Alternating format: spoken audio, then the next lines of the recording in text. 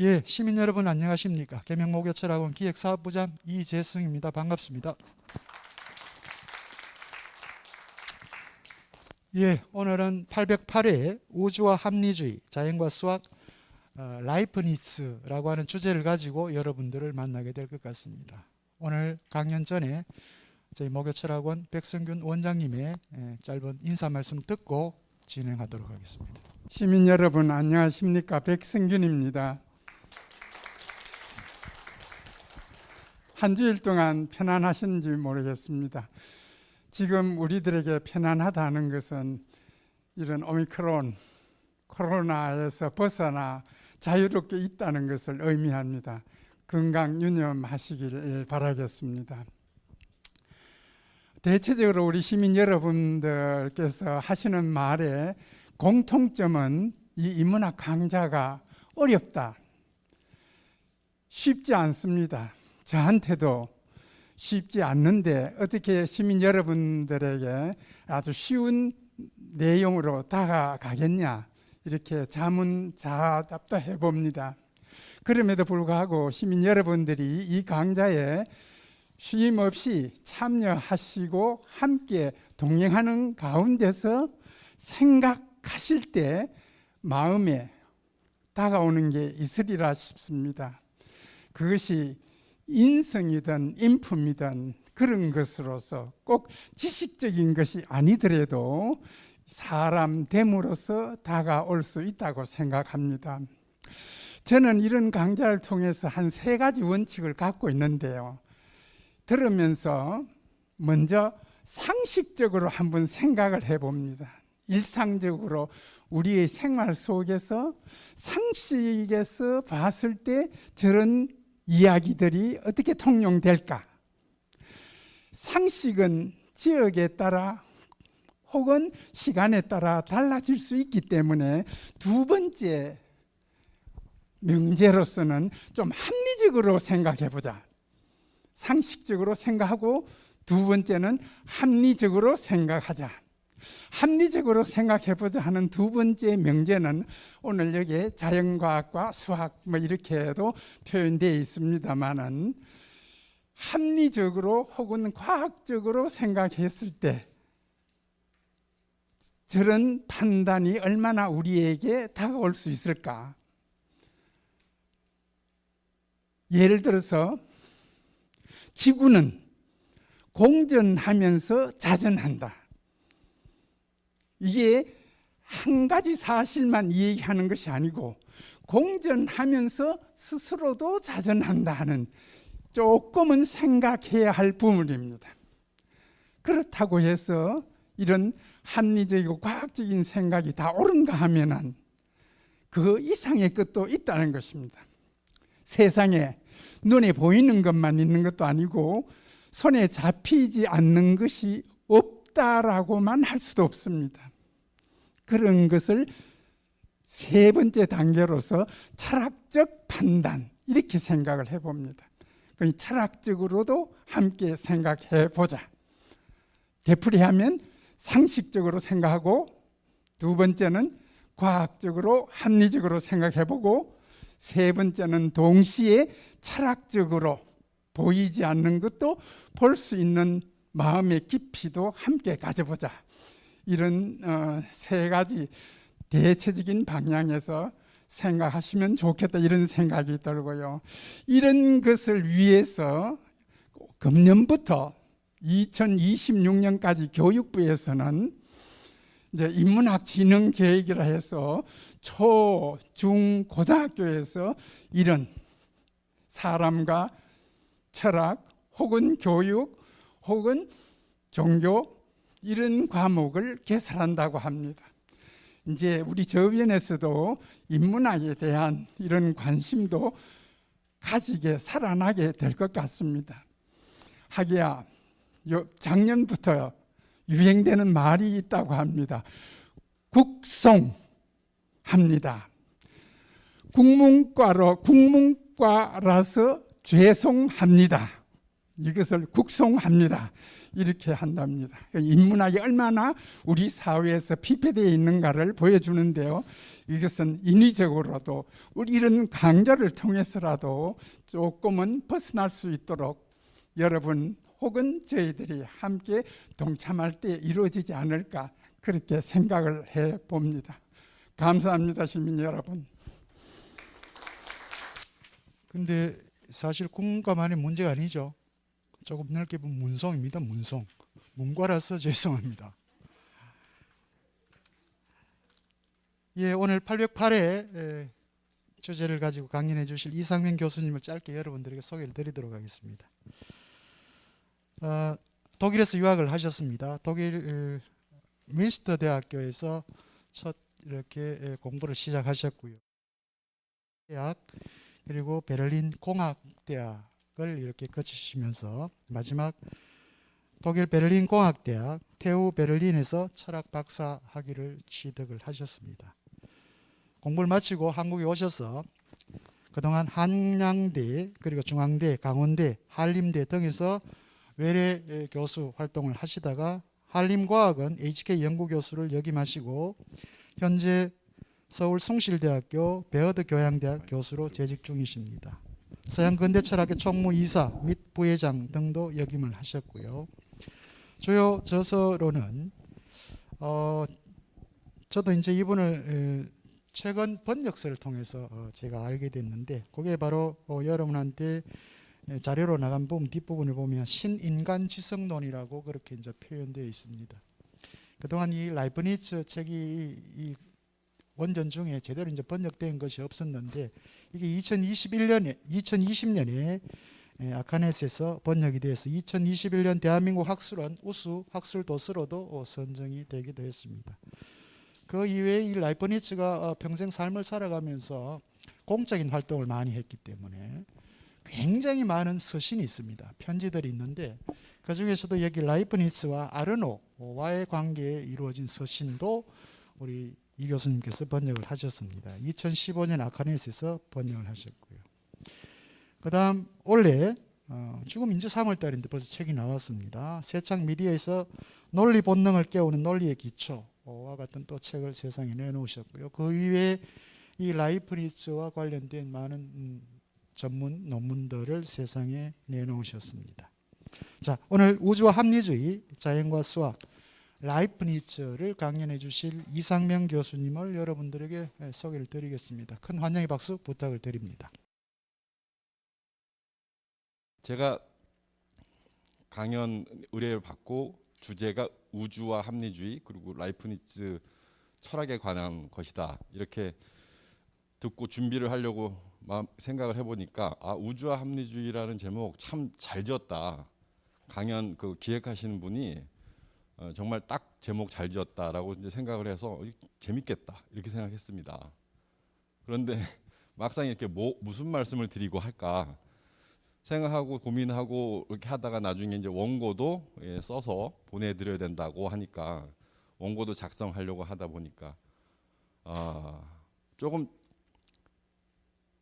막연하거나 뭉뚱그려서 그리고 철학이라는 학문이 원체 어려우니까 그렇게만 전달드리면 그 시민 강좌로서 큰 의미가 없을 것 같기도 하고 그래서 제 나름대로 오늘 알려드리는 말씀에 그 핵심적인 내용이 있어야 되겠다라고 생각을 했고 그 핵심 내용을 전달하기 위해서 어떤 그 문제를 제기하고 그 질문을 하고 그 질문에 대해서 이렇게 답을 찾아가는 방식으로 그 강연 내용과 그 나눠드린 텍스트 내용을 구성을 해봤습니다. 근데 또 와서 또 들어보니 라이프니츠 그 앞에 데카르트, 스피노자 하셨고 그 다음에 라이프니츠 하시는 것이라서 조금 라이프니츠에 대해서 조금 안내도 필요하지 않나 그런 좀 인상을 좀 받았습니다. 그래서 계획이 없었고 만들어지지 않은 자료지만 간단하게 라이프니츠에 대해서 한 2, 3분만 말씀드리고 그리고 이제 바로 준비된 내용으로 넘어가도록 하겠습니다.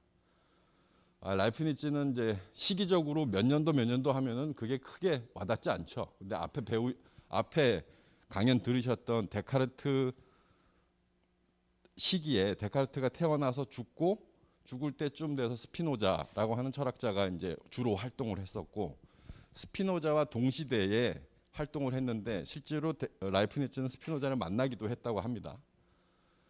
그게 뭐 경험적 자료는 없으니까 확인할 수는 없지만 본인 스스로 서신도 있었고 남겨진 서신도 있었고 편지도 있으니까 그 다음 시대에 살았던 이제 철학자다라고 보시면 되는데, 철학자라고만 하기에는 너무 많은 분야의 업적을 남기고 너무 많은 분야의 공부를 해서 아주 굵직굵직하게 많이 했다라고 하는 거는 법학. 법학. 그래서 만국공법이라고 하는 책을 써서 그 당시 유럽에 굉장히 유명해진 법학자이기도 하고요. 물론 오늘 다루게 되는 철학자이기도 하고, 그리고 수학자이기도 합니다. 그리고 남긴 업적 중에서 가장 중요한 것은 수학입니다. 그 중에서도 가장 유명한 것이 미적분의 발견. 오늘 이따가 끝부분에 가서 말씀드릴 그런 부분이고요. 미적분의 발견하면은 또 궁금하고 재밌는 것이 미적분의 발견을 누가 먼저 했느냐라고 하는 뉴턴과의 논쟁이 있죠. 그래서 실제로 국제사법재판소에서 판결까지 나섰다고 합니다. 그런 논쟁이 있을 정도로 유명했고, 미적분 말고도 지금 현재 사용하는 컴퓨터의 기본적인 아이디어를 제공하는, 그리고 컴퓨터의 연산 처리 방식인 이진법이라고 하는 계산법을 발견해서 그런 수학적 업적으로도 유명합니다. 근데 여기서 오늘 주제가 우주와 합리주의이다 보니까 한 분야 더 추가해야 되는데요. 과학이죠. 과학. 라이프니츠라고 하는 학자에 대해서 우리나라에서는 크게 알려지지 않은 학자입니다. 철학 분야에서도 수학은 또 좀 다르죠. 수학은 현대에도 계속해서 풀리지 않은 문제들을 해결해 나가는 입장이니까 수학사를 전공하는 사람들 있다면은 그분들은 라이프니츠를 중요시 여기겠지만, 현재 지금 수학을 한참 연구하고 있는 학자들한테 뭐 라이프니츠의 연구가 그렇게 중요하지는 않겠죠. 그렇지만 남긴 업적은 매우 큰데, 과학 분야에 남긴 업적은 거의 알려진 바가 없습니다. 그도 그럴 것이 라이프니츠가 글을 너무 많이 쓰고 책도 많이 썼는데 그 중에서 가장 많은 게 편지고요. 편지. 세계 문화유산에, 유네스코 문화유산에 등재되어 있다고 합니다. 그런데 거기서 아직 편집되어서 출판이 되지 않은 책들이 많이 있습니다. 지금도 하고 있어요. 독일에서. 그거를 하시는 분도 뭐 독일에서 제가 많이 뵙고 그랬는데, 그 중에서 사실은 뉴턴의 그 고전역학이라고 하는 책, 그 책에 버금가는 동역학이라고 하는 책이 있는데 그 책은 출판도 되지 않았고 연구도 되지 않았습니다. 근데 시기가 300년이 지나다 보니까 이제는 출판되어도 그 시대에 그 라틴어로 써져 있는 그 시대의 언어를 이해하고 연구를 할 연구 인력도 부족한 상황이라고 합니다. 일단 글을 읽기가 어렵다라는 거죠. 그래서 사실은 그 과학적 업적의 그 효과 아니면 뭐 업적의 중요성 이런 것으로 보면은 라이프니츠도 뉴턴 못지 않을 만큼 중요한 업적을 남겼는데 잘 알려지지 않았다. 그럼 사람들이 이제 또 궁금해합니다. 독일은 그렇게 빨리 책을 편집하지 않았느냐? 독일이 전쟁을 치렀잖아요. 전쟁을 치를 동안 거의 그냥 창고에 묻혀 있기만 했지 그거를 빨리 발굴해가지고 책을 출판할 생각을 못했다라고 합니다. 지금도 계속하고 있는데 가장 많은 원고는 수학에서 발견되고 있고 그렇다고 합니다. 모나드라고 하는 이론으로 유명한데요. 그거는 연구자들이 연구를 하는 포인트가 모나드에 집중돼 있어서 그 분야가 많이 알려져 있어서 그렇고요. 실제로는 모나드보다 훨씬 더 중요한 그 다양한 연구를 많이 했다고 합니다. 저도 뭐 라이프니츠를 철학을 전공한 사람으로 힘껏 책도 번역하고 논문도 쓰고 소개도 하고 이렇게 해서 좀 라이프니츠의 그 학문적인 업적을 좀 많이 알리려고 노력은 하고 있습니다. 오늘도 일련의 그런 기회가 되지 않을까 싶고요. 다른 철학자와 달리 너무 많은 분야의 공부를 했는데 그렇다고 해서 어느 한 분야 부족했느냐, 그렇지도 않습니다. 천재적인 사람이었다고 생각하고요.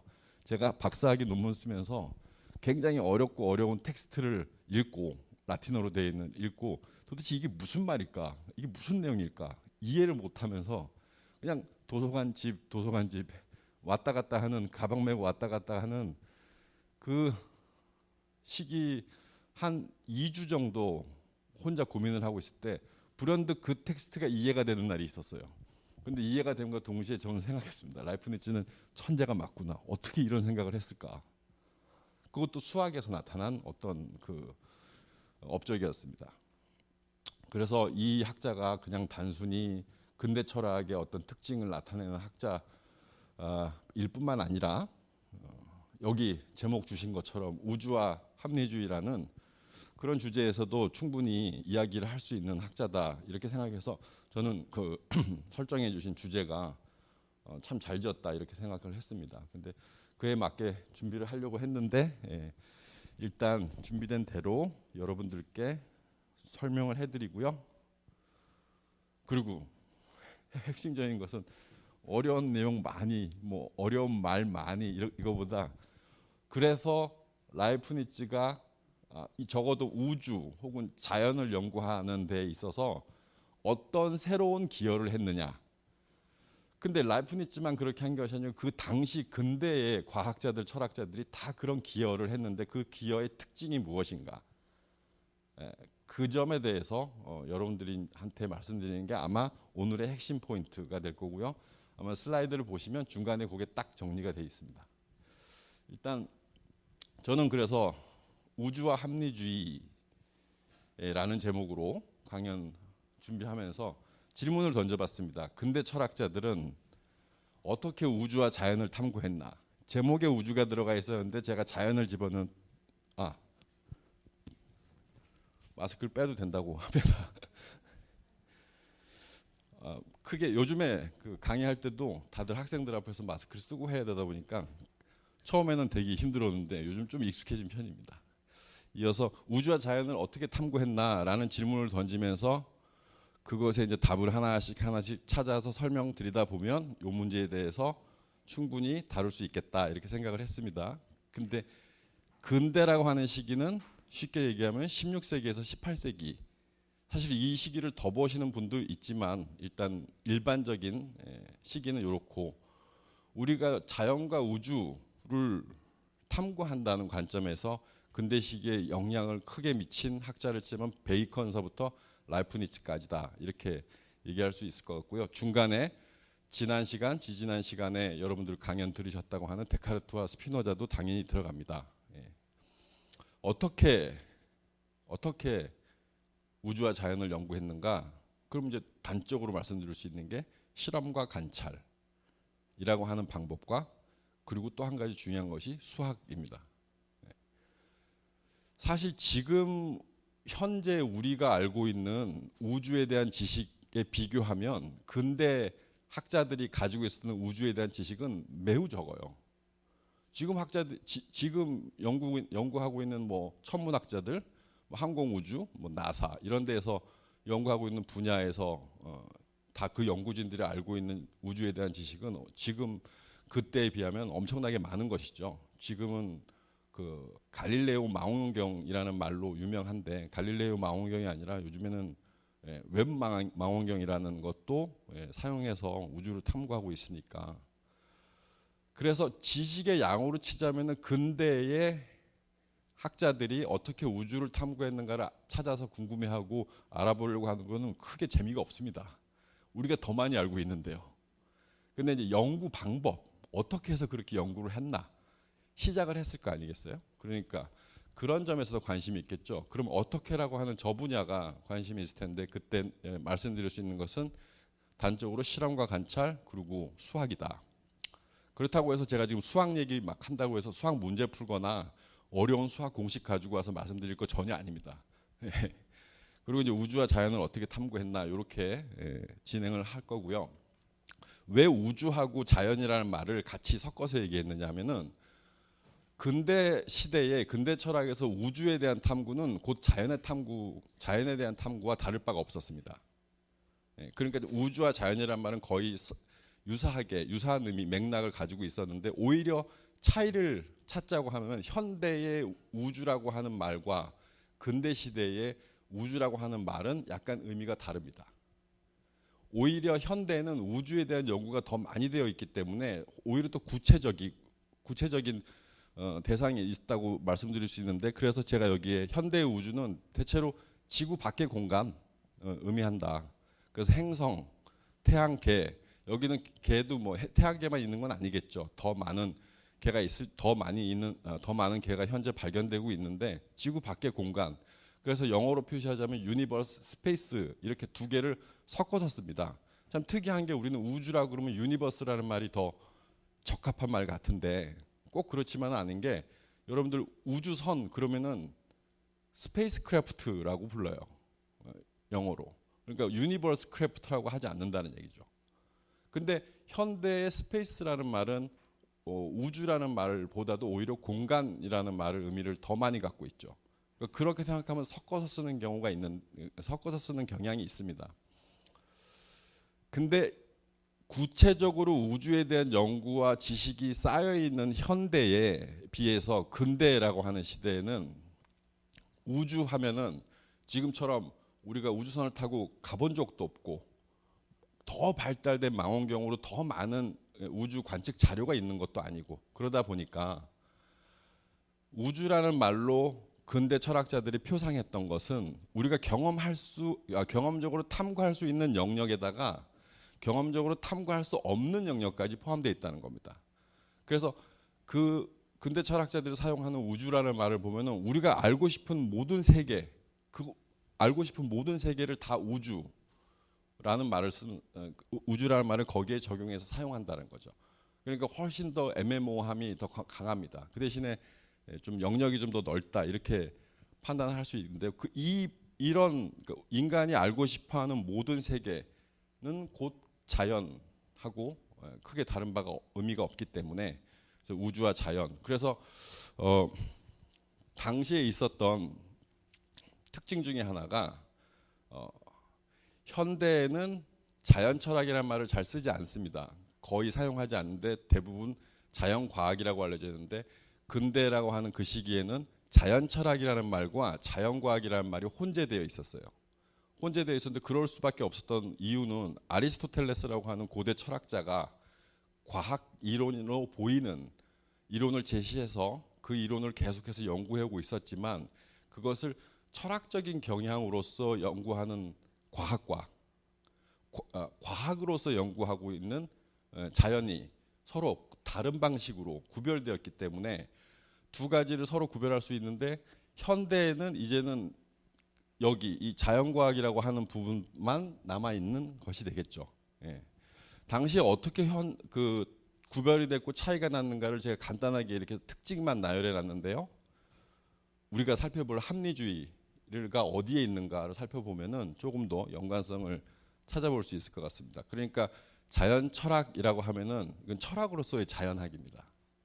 자연과학이라고 하면 과학으로서의 자연학. 여러분들이 현재 알고 있는 자연과학이라고 하면은 그냥 이 부분을 생각하시면 됩니다.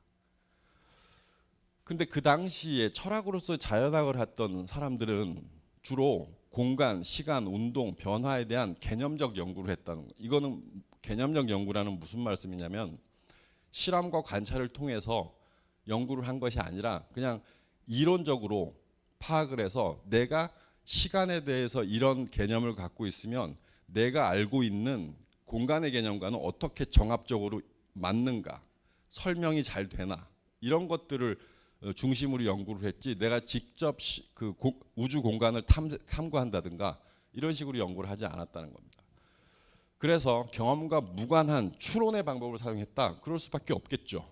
경험을 할 수 있다든가 실험할 수 있다든가 관찰할 수 있다라면은 망원경을 가지고 본다든가 하는 방식으로 연구를 했겠지만, 그러지 못하다 보니까 제일 위에 변할 수 없는 보편적인 원리나 그 규칙 같은 것을 설정하고 계속해서 그로부터 추론하고 논증하고 추리하고 증명하고 하는 방식으로 연구를 했다는 것입니다.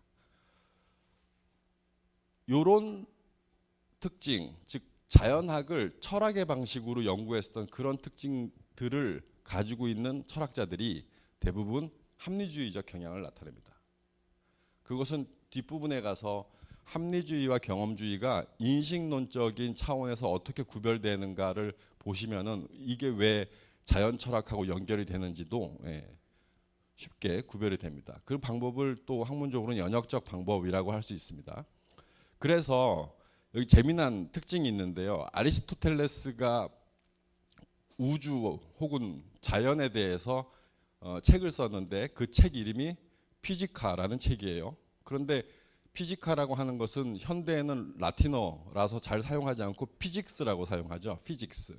근데 이 피직스를 자연 철학적인 연구가 있었던 그 이전에는 물리학이라고 번역하면 안 됩니다.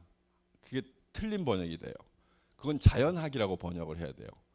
근데 그 이후에 자연과학으로 확 더 많은 연구의 경향이 갔었던 그 이후에는 여기 보시듯이 아리스토텔레스의 피지카라고 하는 것을 물리학이라고 번역을 해야 된다는 겁니다. 근데 물론 아리스토텔레스의 피지카가 아니겠죠. 현대 무슨 물리학과에서 공부하는 물리학 개론 이런 책이 있다면, 혹은 물리학 원론 이런 책이 있다면 그 책은 피직스지만 물리학으로 번역을 해야지, 아리스토텔레스의 피지카라고 하는 책 이름 따서 자연학이라고 번역하면 아예 성격 자체가 달라지는 거죠. 근데 근대라고 하는 그 시기에는 이게 혼재되어 있고, 라이프니츠도 어떤 면에서는 합리주의적 경향으로 연구를 했지만 자연과학적 방법도 사용하긴 했습니다. 일단 자연과학의 영역에서 보면 이 분야가 새롭게 실험과 관찰 등의 경험적 연구를 도입했고, 가장 유명하게 알려져 있는 것이 갈릴레오의 망원경이죠. 망원경. 그다음에 가설을 통해서 자연 현상을 정립하고 또 설명하려고 했고, 그래서 이런 자연과학을 했었던 학자들은 경험주의적 경향을 나타냅니다. 그리고 그들이 했었던 연구 방법을 귀납적 방법이라고 부르기도 합니다. 그런데 이제 특징이 두 경향이 서로 대립하거나 배타적이지 않았다. 현대의 우리가 근대 그 시대의 학자들이 자연을 탐구했던 방법을 보면 두 가지 다른 경향이 나타난다라고 보는 것이지, 그 당시 학자들이 철학으로서의 자연학을 연구하는 사람은 과학으로서의 자연학을 연구하는 사람을 배타적으로 생각하거나 뭐 나쁘게 보거나 연구 방법이 틀렸다 이렇게 하지 않았다는 겁니다. 상호 보완적이었고, 단지 자연을 탐구하는 방법과 목표가 달랐을 뿐이다. 이렇게 봐야 한다는 겁니다. 특히 이런 분화가 나타났던 걸 아리스토텔레스 많이 들어보셨겠지만, 아리스토텔레스가 주장했었던 여러 가지 자연에 대한 이론 중에서 목적론적 자연관이라는 게 있습니다. 근데 근대 철학자들은 대부분 다 아리스토텔레스의 목적론적 자연관을 다 부정한다는 것은 틀렸다 이렇게 보는 거죠. 이게 뭐냐면, 아리스토텔레스는 자연이 운행하는데 특정한 목적이 있다라고 생각한 거예요. 그래서 그 목적이 무엇인가를 찾아야지만 자연 현상에서 나타난 우리가 보는 자연의 결과들이 어떤 원인에서 주어졌는지를 생각할 때 거기에 어떤 목적이 있다는 것을 원인으로 본 거예요. 그래서 그런 목적 때문에 이런 결과가 나타났다라고 자연의 운행을 설명하는 것인데, 근데 철학자들은 이 점에 전부 다 반대했습니다. 이 점을 수용한 사람들은 거의 없는데, 수용하는 경향을 보였던 학자 중에 한 명이 라이프니츠예요. 근데 일단 모든 학자들이 대부분 다 그래서 목적론적 자연관을 반대하고 기계론적인 자연관, 이건 또 설명 방식이 이렇습니다. 자연의 운행에 목적이라는 것은 없고, 단지 기계적으로 원인과 결과, 마치 우리가 그 음료수 자판기에 동전 집어넣고 누르면 결과로 음료수 나오는 것처럼 그냥 그런 기계적인 돌아가는 것이지, 그 안에 내가 자연이 무엇을 추구하거나 목표로 한 목적이라는 것은 없다라고 생각한 겁니다. 그러니까 그 유명한 은유적 표현이 있잖아요. 자연은 시계와 같은 것이다. 시계와 같아서 그냥 그저 시간이 톱니바퀴처럼 돌아가는 것이지 어떤 특정한 목적이 있는 것은 아니다. 이렇게 설명을 하죠. 이렇게 주장했던 대표적인 학자들이 베이컨, 데카르트, 갈릴레오가 됩니다. 자, 그러면은 이렇게 분화되고 다른 두 경향이 혼재되어 있었던 시대에도 사람들이 과학을 탐구하는 방법에는 일반적으로 네 가지 단계가 있다고 이렇게 볼 수 있는데요. 일단 자연 현상에 대한 관찰을 하죠. 첫 번째 단계입니다. 두 번째로 그 현상을 설명하기 위해서 어떤 이론을 제시해요. 이론을 제시하고 그다음에 그 이론을 이용한 예측을 합니다. 예측에 대한 경험적 검증을 하죠. 아주 간단하게 설명하면은 우리가 내일의 날씨를 알아보기 위해서 기상청에서 내일의 날씨를 예측하고 그리고 그 내일이 되면 그 예측이 맞았는지 안 맞았는지 검증하게 되는 것과 같은 방식이에요. 그냥 뭐 일기예보 하시는 분들이 주로 많이 사용하시는 그런 언어들이 있잖아요. 그 기압골의 상태가 어떻고 저기압이다 고기압이다 그런 전문 용어들은 저는 정확하게는 모르지만 그래도 그런 말들을 사용하면 간단하게 생각하면 이런 거죠. 어제까지의 그리고 지금까지의 몇십 년 동안의 기상 관측 자료를 토대로 보니 오늘의 이런 형태의 기압 형태와 뭐 기상 형태가 조건이 있으면 내일의 날씨는 이런 식으로 될 것이다 라고 예측을 하기.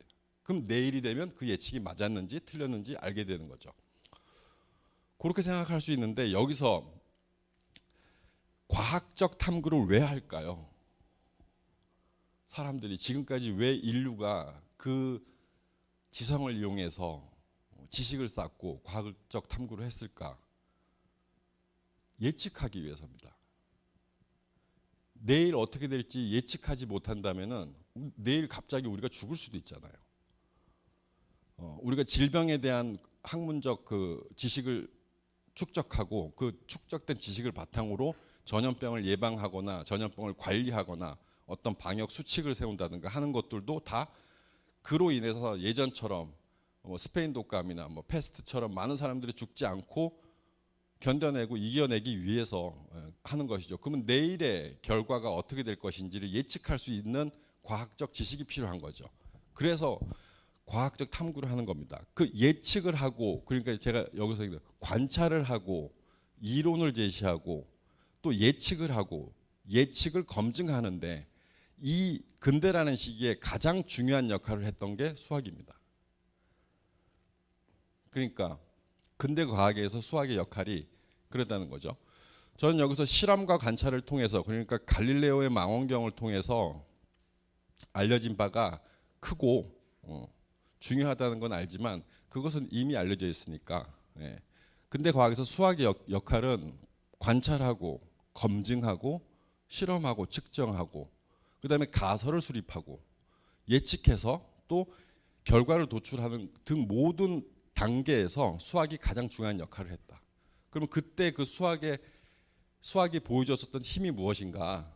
그것을 보면 경험 관찰, 실험 관찰의 단계에서 그러니까 경험할 수 없는 것, 관찰할 수 없는 것, 실험할 수 없는 것에 대해서 정량화하고 계산하고 그리고 비교하고 이해할 수 있게 되었다는 거죠. 이게 사실상 오늘 여러분들한테 드릴 수 있는 가장 중요한 핵심입니다. 그 당시에 쉽게 예를 들면 그런 거죠. 그 당시에는 갈릴레오가 티코 브라헤라고 하는 그 체코의 천문학자가 천문 그 망원경으로 관측한 데이터들을 특별히 활용하지 못하고 티코 브라헤는 많은 자료를 남기고 죽었다고 합니다. 그거를 물려받았던 갈릴레오는 그 관측된 자료들을 자신이 좀 더 배가시킨 3배, 4배 더 크게 볼 수 있도록 만든 망원경을 이용해서 위치를 확인하고 그 위치 간의 관계를 뭐 거리, 관계, 운동 이런 것들을 설명하려고 수학을 사용했고 그 수학을 통해서 티코 브라헤의 그 관측 자료가 맞는지 안 맞는지를 검증하려고 했고 그 과정에서 천동설은 아니다. 이건 지구가 움직이는 것이 아니라면은 이런 관측 결과와 그 관측을 토대로 한 계산한 결과를 설명할 수가 없다. 이해할 수가 없다. 관측 결과는 이미 나와 있었고 그 관측 결과를 토대로 천동설은 아니다. 지구가 움직이지 않는다면은 이런 결과가 나타날 수 없다라는 걸 알게 해준 것은 수학적 계산이죠. 수학의 증명이었습니다. 그러면 그걸 통해서 관측된 자료를 수학적으로 계산하고 증명해보니 이러한 결과가 나타날 것이라는 것을 알게 되면 그것을 확장하면 관측하지 않은 세상에 또 어떤 것이 나타날 것이라고 예측할 수 있는 거죠. 그러니까 수학을 통해서 경험할 수 없는 것, 그러니까 경험할 수 없다는 얘기는 관측할 수 없고 관찰할 수 없고 실험을 할 수 없는 거예요. 생각해 보세요. 지금은 우주선을 타고 우주로 가죠. 달에도 도착하고 달 착륙도 하고 연구도 하고 하지 않습니까? 지금은 그렇죠. 그 당시에는 그걸 못 하잖아요. 근데 어떻게 천체에 대한 연구를 했겠습니까? 경험할 수 없고 관측할 수 없고 실험할 수 없는 것에 대해서. 그러니까 수학이 그 역할을 대신해 줬다는 거죠. 그래서 단지 갈릴레오의 망원경만 있었다면은 그 당시에 뉴턴의 운동 법칙, 중력 이런 이론들이 나왔겠느냐? 그렇지 않다는 거죠. 예. 수학이라고 하는 것을 이용해서 수학적 증명, 수학적 계산. 예. 왜냐하면 수학적 증명과 계산은 확실하고 절대적이니까, 틀리지 않으니까. 그 점을 이용해서 경험된 자료를 바탕으로, 관측된 자료를 바탕으로 관측되지 않은 영역까지도 알 수 있도록, 설명할 수 있도록 해줬던 것은 바로 수학입니다. 그래서 오늘 이 강연에서 핵심적으로 여러분들한테 소개해드릴 만한 것은 이것이라고 말씀드릴 수 있습니다. 자, 정량화 이런 얘기도 있는데, 예. 자, 그래서 저는 이 말이 갈릴레오가 그 에세이, 갈릴레오가 남긴 책 중에서 에세이라고 부르는 책이 있는데 거기에 나오는 책인데요. 이 말이 참 마음에 들고 너무 그 잘한 말 같아요. 독일에서 저를 지도하신 지도 교수님도 굉장히 많이 자주 말씀하시고 좋아하는 문구였는데요. 저 말입니다. 우주라는 책은 수학의 언어로 쓰여져 있다. 우주라는 책은 수학의 언어로 써져 있다. 그러니까 수학을 이해하지 못하면 우주를 전혀 이해할 수가 없다. 자연이라고 하는 것은 그냥 나무가 자라고 뭐 비가 오고 햇볕이 있고 뭐 이런 것을 자연이라고 여길 것이 아니라 어떻게 해서 자연이 운행하고 움직이고 변화하고 운동하는가를 알기 위해서는 그것이 뭐 생명이 자라고 영양이 필요해서 영양을 받아서 생명이 자라고 이런 것만 관찰할 것이 아니라 그것이 운행되는 원리를 이해해야 되는데 그 원리를 이해하는데 수학이 가장 중요한 역할을 했다는 겁니다. 그래서 이 말이 참 핵심적이고 중요한 말인 것 같습니다. 전체를 보면은 그렇죠. 우주의 특성은 삼각형이나 원과 같은 기하학적 도형을 통해서 드러나기 때문에 이러한 것들이 없으면 인간은 우주라는 책에서 한 단어도 이해할 수 없을 것이다. 이렇게 얘기했습니다. 뭐 이 문구를 가지고 왜 이런 식으로 말을 했을까 또 설명을 드리자면 길 텐데 그것보다는 후반부의 얘기를 해보겠습니다. 요 합리주의와 경험주의에 대한 설명을 조금 속도를 내서 말씀드리면요. 합리주의라고 하는 철학적 경향에 포함되는 학자들은 대부분 다 프랑스, 독일 등등의 유럽 대륙에 속해 있었어요. 경험주의자들은 영국이라고 하는 섬에 속해 있었고요. 그래서 보통 영국 경험론, 대륙 합리론 이렇게 부르기도 합니다. 데카르트, 스피노자, 라이프니츠가 합리주의자에 속하고요. 로크, 버클리, 휴미 경험주의자에 속합니다. 근데 근대 이후에 자연과학의 발전은 이들이 훨씬 더 많이 발전시켰다고 볼 수 있습니다. 경험주의자들이. 왜냐하면 자연과학으로 학문이 변화됐으니까. 자연철학은 이쪽에서 더 많이 발전했다고 볼 수 있습니다. 합리주의와 경험주의라고 하는 두 철학적 경향을 구별하는 것은 우리가 갖고 있는 인간의 지식이 어디에서 유래하는가에 대해서 의견이 서로 다른 겁니다. 경험주의자들은 우리가 갖고 있는 모든 지식, 그래서 인간의 모든 지식은 경험에서 유래한다. 경험해 보지 않은 것은 알 수 없다라고 극단적으로 주장하는 거죠. 그러면 아까 말씀드렸듯이 우리가 관측할 수 없었고 실험할 수 없었고 관찰할 수 없었던 우주에 대해서는 어떻게 우주에 대한 지식을 어떻게 알겠습니까? 예, 모른다고 하겠죠. 극단적으로. 그런데 합리주의자들은 감각 경험으로부터 주어지지 않은 지식이 인간 정신에게 있다라고 주장합니다. 그건 무엇을 통해서 아느냐? 이성을 통해서 안다. 이성을 통해서 아는 것은 어떻게 하는 것이냐? 개념과 추론, 증명, 개념을 정의하고, 그러니까 공간은 어떤 것이다, 시간은 어떤 것이다. 내가 정의한 개념에 대한, 이 공간이라는 개념에 대한 정의가 내가 생각하는 우주에 대한 이해와 정합적인가, 정합적이지 않은가, 이런 거 가지고 따지고 연구를 하는 거죠. 자, 그래서 이 합리주의자들은 특히 경험을 통하지 않아도, 경험으로부터 유래하지 않아도 알 수 있는 지식의 대표적인 것이 수학과 논리학이라고 주장을 했습니다. 예, 수학과 논리학. 그러니까 아까 갈릴레오가 얘기했었던 삼각형 원 같은 도형들, 어떤 도형들은 기하학적 공리들입니다. 기하학적 공리들, 논리학의 동일률과 모순율 같은 지식들, 원리들, 그리고 자연 영역이라고 하는 논리학의 추론 규칙들, 이런 것들은 경험하지 않아도 인간이 알고 있는 것이다. 이렇게 얘기합니다. 동일률이라고 하는 원리 간단하게 말씀드리면 A는 A와 같다라고 하는 그런 표로, 그런 표기법으로 흔히 설명을 하는데, 더 쉽게 말씀드릴 수 있는 게 이런 거예요. 1 더하기 1은 2다. 이런 거.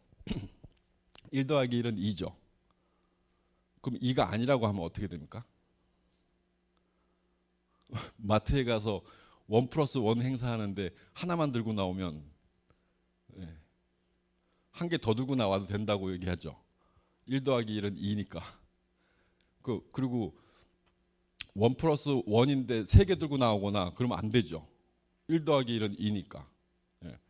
그리고 여러분들 생각해 보시면 1 더하기 1은 2라는 것은 내가 물건 살 때 수를 계산하는 것을 내가 경험했기 때문에 알고 있는 것일까요? 아니면 그런 것을 경험하기 이전에 혹은 그런 경험을 하는 것과 전혀 관계없이 알고 있는 것일까요? 그런 경험과 전혀 관계없이 알고 있는 것이고 확실하고 절대적인 것이죠. 1 더하기 1이 2라고 하는 그런 간단한 수학적 계산이, 생각해 보시면 조선시대에는 1 더하기 1이 2가 아니었을까요? 조선시대에도 1 더하기 1은 2죠. 미래는 아닐까요? 미래에도 1 더하기 1은 2예요. 그러면 시간을 앞뒤로 지나가 보지 않고 공간을 바꿔서, 지구에서는 1 더하기 1이 2인데 화성이나 금성에 가면, 우주 공간에 가면 1 더하기 1이 2가 아니고 다른 것이 될까요? 아닙니다. 1 더하기 1은 그대로 2예요. 그런 걸 필연적 진리라고 합니다.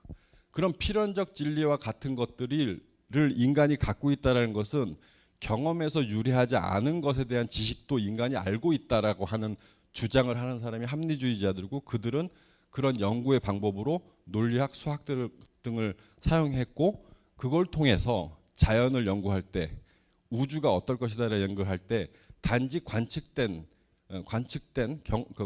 자료만을 이용한 것이 아니고, 그것을 이용해서 수학적 계산과 증명을 통해서 경험할 수 없는 것, 관측되지 않은 것까지 탐구를 할 수 있었다라는 겁니다. 그래서 근대 과학이 더 발달했다. 그래서 이 특징들을 보시면은 합리주의자라고 불리우는 이 학자들은 전부 다 수학에 능통했습니다. 데카르트, 라이프니츠 다 위대한 수학자들이었습니다. 여러분들이 지금 모든 자동차에 사용하고 있는 내비게이션 기능도 데카르트의 해석기하학이나 데카르트의 좌표라고 현재는 부르는 그 좌표 체계가 발견되지 못했으면 지금도 사용할 수 없는 것이죠. 특히 라이프니츠 같은 학자들은 계산기를 만들고 이진법, 미적분을 개발했다는 것도 특징으로 볼 수 있습니다. 그래서 합리주의자들은 전부 다 근대의 철학자이기도 했지만 근대의 수학자이기도 했다. 근데 특이한 점이 이들이 수학을 못했을 거라고 생각하는 건 아니지만 경험주의자들은 수학적 업적이 거의 없습니다.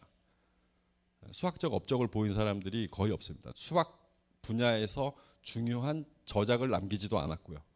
그런 좀 경향적인 특징을 보인다라는 것을 볼 수 있습니다. 근데 우리가 경험주의 철학자라고 하지 않는 다른 분야의 뉴턴과 같은 학자들은 수학을 굉장히 잘했죠. 뉴턴의 고전역학이라고 하는 그 알려진 책, 그 책의 원 제목을 전체를 다 해석하면 이렇게 돼요. 자연 철학의 수학적 원리. 그래서 말씀드릴 수 있는 거, 뉴턴이 고전역학에서 뭐 세 가지 운동 법칙을 발견해서 거기서 운동 법칙을 설명했다는 것으로 유명한데요. 그거보다 사실은 더 유명한 것이 그 운동 법칙 세 가지를 수학적으로 증명했다는 거죠. 그런 효과 때문에 현대의 모든 그 물리학자들은 자신이 만든 이론을 체계화시키기 위해서 결국에는 최종적으로 하나의 수학 공식을 내놓으려고 해요. 아인슈타인의 상대성 이론이 E는 MC 제곱이라고 하는 공식을 만드는 것처럼 그렇게 만들어내야지 자신의 이론이 수학적으로도 증명할 수 있고 계산 가능하다라는 것을 보여주는 상황이 되니까요. 자, 그냥 재미삼아 라이프니츠의 계산기 갖고 왔습니다. 중간에 말씀만 드리면 좀 지루하실 것 같아서 이 계산기 저는 그 운 좋게 베를린에서 한 박물관에서 실물을 그 전시할 때 가서 봤는데요. 전자식이 아니죠. 기계적 계산기입니다. 특이한 그러니까 발전됐다고 할 수 있는 것은 그 이전에 계산기를 만들었던 학자가 있었는데요. 그 학자가 만든 계산기는 덧셈과 뺄셈밖에 안 됐습니다. 이거는 곱셈과 나눗셈도 된다고 합니다. 4층 연산이 가능한 계산기. 설명을 듣기로는 여기에 무슨 핀 같은 거를 움직인 다음에 여기에 이렇게 도르래 이렇게 손잡이 보이죠? 요걸 싹 돌리면은 계산값이 나온다고 해요. 근데 그거보다 더 재밌는 이야기. 라이프니츠가 살아있을 당시에는 이 계산기가 없었습니다. 라이프니츠가 쓴 편지 글 중에 되게 흥미로운 부분이 있는데요. 이게 뭐냐면 계산기를 만들 수 있는 아이디어와 설계도는 자기가 다 해놨는데 그거를 만들 수 있는 기술자가 없어요. 자기가 자기 아이디어를 들려주면 이렇게 해서 만들면 된다고 아이디어를 들려주면 그걸 만들 수 있는 기술자가 있어야지 실물이 나와야 되는데 이렇게 기술자가 없었다고 합니다. 그 당시에 라이프니츠 죽고 나서 만들어진 거예요. 이거는. 자, 이런 계산기 만든 것으로 유명한데요. 여기서부터 또 한 가지 근대 자연 철학의 관점에서는 원자, 시간, 공간과 같은 문제들을 어떻게 개념 규정할 것인가가 중요한 문제였는데 그런 문제들이 간단하게 얘기하면은 가상디라고 하는 사람은 원자가 있다고 생각했습니다. 근데 라이프니츠는 원자는 존재하지 않는다고 생각했습니다. 그 이유가 뭐냐면은 원자라는 것이 가장 작은 입자잖아요. 가장 작은 입자. 가장 작은 입자라고 하는데 왜 그것이 가장 작다라는 것은 나누다 보니까 이게 가장 작다라고 하는 것인데 그 나누는 분할이 그 원자라고 하는 단위에서 멈춰야 될 이유가 뭐가 있냐는 거예요. 더 이상 분할되지 않고 멈춰야 되는 이유가 뭐냐? 없다. 그래서 무한히 분할 가능하기 때문에 어떤 것이 이것이 더 이상 나눠질 수 없는 원자다라고 말할 수 없다라는 거죠. 그래서 원자는 존재하지 않는다. 이렇게 주장을 했어요. 지금 여기서 말씀드리는 건 전부 다 분할의 문제와 관련이 있습니다. 뉴턴은 시간 공간을 절대적이라고 생각을 했어요. 라이프니츠는 반대로 시간 공간은 상대적이라고 생각했습니다. 그래서 라이프니츠가 말하는 것은 시간이 연속의 질서이듯이 공간은 공존의 질서이다라고 했는데 여기서 설명하는 그 연속이라고 하는 말을 또 규정할 때 굉장히 어려운 난제를 만나는데 그 난제가 연속 합성의 미로라고 하는 것인데요. 여기서 그 연속 합성의 미로라는 것보다도 그 분할의 문제와 연결시켜서 생각해 보시면 그러면 세상에 자연에 존재하는 어떤 물체들을 나누고 쪼개고 할 수 있다면은 그것을 어느 순간에 멈춰 그래서 현실적으로 이미 나눠져 있는 것하고 그럼 그것은 더 이상 나눌 수 없겠죠. 근데 그것이 멈춰야 될 이유가 있나? 이유가 없다고 생각하면 무한히 분할 가능하겠죠. 그래서 두 가지 서로 상충하는 의견이 서로 부딪힙니다. 그래서 그것을 설명하기를 현실적으로 분할되어 있음과 무한하게 분할 가능한 것. 이 두 가지가 서로 상충돼요. 그렇게 상충되기 때문에 연속 합성인 미로라고 하는 어려운 문제가 발생한다는 거죠. 근데 여기서 이 문제는 결국에는 현실성과 잠재성, 그리고 물리적 현실적으로 실제하는 것과 관념적으로 실제하는 것을 서로 혼동하기 때문에 발생하는 문제다라고 이렇게 생각을 한 겁니다. 근데 요것을 설명드리려면은 너무 오래 걸리고 좀 재미없고 어려우시죠?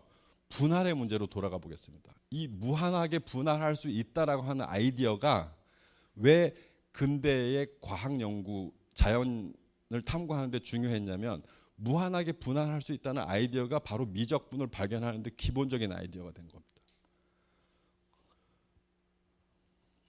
연속적인 시간이나 공간을 무한하게 작게 나눈 것, 그게 미분자죠. 작게 나눈 것을 다 더하면 그게 적분이죠. 그래서 미적분 이렇게 되는 거죠. 그러면 그 미적분의 발견이 어떤 효과를 가져다 주었는가? 제가 말씀드렸던 것은 앞에서 관찰할 수 없는 것, 그렇다면은 경험할 수 없는 것까지 계산할 수 있도록 해준 게 수학의 영역이고 수학의 역할이었다고 했습니다. 쉽게 설명할 수 있는 이 올림픽공원, 서울에 가면 올림픽공원에 있는 평화의 문이라고 하는 문인데요. 요 그림 가져온 이유가 이겁니다. 이렇게 휘어져 있는 곡선으로 되어 있는 건축물을 지으려고 할 때 먼저 설계도를 그리고 이 설계도에 따라서 만들면 되겠다라고 하는 게 현대적 방법이죠. 근데 미적분이라고 하는 계산법이 없었다면 아마 벽돌공이 올라가서 여기까지, 이게 보면 직선으로 이렇게 퍼져 있으니까 벽돌을 시멘트를 봐서 붙이다가 보면 어느 순간에 그 무게를 못 견디고 떨어질 거 아니에요. 떨어지면 더 이상은 못 붙인다. 더 이상은 얘가 버틸 힘이 없다. 그래서 더 이상은 못 붙이는 게 여기까지만 우리가 인간이 갖고 있는 건축 기술로 여기까지만 할 수 있다. 그렇게 할까요? 그렇게 하지 않습니다. 이미 설계도 안에 몇 센치까지 벽돌을 쌓아도 그것이 장력으로 버틸 수 있다라는 게 설계도에 그려져 있겠죠. 그 계산을 하겠죠. 무엇으로? 미적분으로 한다는 겁니다. 그러면 이렇게 생각이 되는 거예요. 미적분이라고 하는 그 계산법은 사실은 아까 무한하게 분할 가능하다라는 것이었어요. 가능하다. 실제로 그것을 나눌 수가 없죠. 실제로 그것을 어떤 벽돌을 놓고 그것을 계속해서 작게 자른다고 했을 때 가장 작은 것이 어떤 것일까 나타날 수 있는 때까지 자르는 게 가능할까요? 현실적으로 불가능해요. 그냥 어떻게 가능해요? 머릿속에 생각으로만 가능해요. 근데 머릿속에 생각으로만 가능한 것을 실제로 벽돌을 쌓아도 이게 무너지지 않아요. 관념적으로, 개념적으로, 계산적으로 가능한 것이 현실에 적용되어도 적용이 된다라는 걸 보여주는 게 수학입니다. 저거를 벽돌을 다 일일이 쌓아보지 않아도 이만큼만 쌓으면은 충분히 이 시멘트와 벽돌의 힘, 그 장력을 이용해서 버틸 수 있다라는 거를 쌓아보지 않아도 알 수 있게 해주는 것, 그게 수학이에요. 그러니까 경험하지 않은 것, 관측하지 않은 것에 대해서도 알 수 있게, 예측할 수 있게 해주는 것이 수학의 힘인데 근대에 그것을 알았다라는 것이죠. 이거 그림 더 재밌게 설명할 수 있었는데 시간이 촉박해서. 근대에 라이프니츠가 미적분을 발견했다고 말씀을 드렸는데 동시대에 미적분 계산법을 알고 있었던 학자가 한 명 더 있었죠. 뉴턴이 있었습니다. 뉴턴이 있었는데 두 사람 중에 누가 더 먼저 미적분 계산법을 발견했는가라고 하는 문제 가지고 뭐 재판까지 갔었다고 합니다. 근데 재판 결과는 뉴턴이다라고 났습니다. 근데 그것의 배경은 영국이 워낙 강대국이었기 때문에 그랬던 거고요. 실제로 고등학생들, 우리나라 고등학생들, 대학생들이 그리고 연구자들이 사용하는 미적분 계산법의 모든 기호는 다 라이프니츠의 것입니다.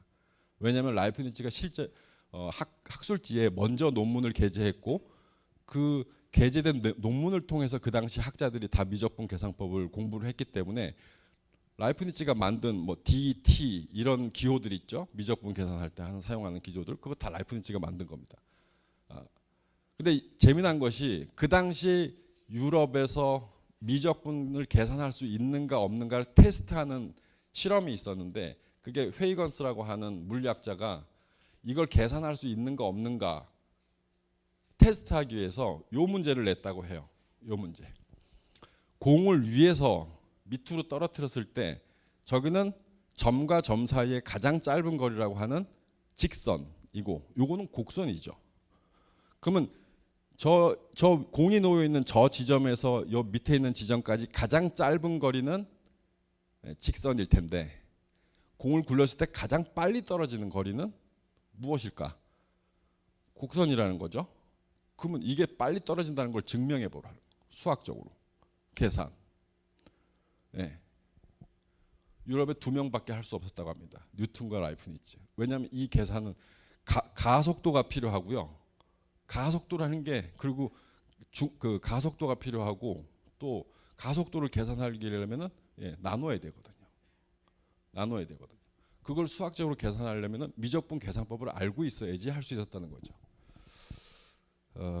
EBS 다큐멘터리에서 요거를 간단하게 보여줬었던 내용이 있었는데 거기서 나온 내용이 참 흥미롭게도 제가 번역한 라이프니츠 아르노와의 편지에서도 라이프니츠가 요 말을 합니다. 실제로 그런 일이 있었다는 것처럼 헤이거스한테 편지가 왔는데 사이클로이드 곡선의 증명을 하는 질문이었다. 나는 편지를 받자마자 바로 노트를 꺼내서 증명을 해갖고 답안지를 보냈다. 실제로 라이프니츠는 그렇게 했다고 합니다. 헤이건스도 그 문제를 냈던 그 헤이건스도 답변이 라이프니츠에게서 먼저 왔다. 근데 뉴턴이 늦게 보냈던 이유는 뉴턴은 그 당시 영국 정부에 공직을 하고 있어서 그 공직 때문에 너무 바빠가지고 연구실에 들어올 시간이 없어가지고 이만큼 쌓여 있는 편지 중에 헤이건스의 그 질문이 들어있는 그 편지를 한 달 뒤에나 발견했다고 해요. 한 달 뒤에나 보고 또 그 자리에서 그걸 증명해서 보냈다고 합니다. 계산하는 방식은 달랐지만 이 미적분을 알고 있었다는 거죠. 그러면 이런 미적분의 발견이 당시 수학적 발견으로서 뭐냐 이런 거죠. 이 미적분은 굉장히 어려운 수학 공부다. 그래서 뭐 다들 하기 싫어하고 고등학교 때까지 고등학생인 정도에서도 미적분을 교육해야 되냐 말아야 되냐 그런 논쟁도 있는데요. 그게 그런 것뿐만 아니라 근대 자연에 대한 탐구, 우주에 대한 탐구에서 관측 자료, 망원경만 있었다면은 그닥 여기까지 오지 못했다는 겁니다.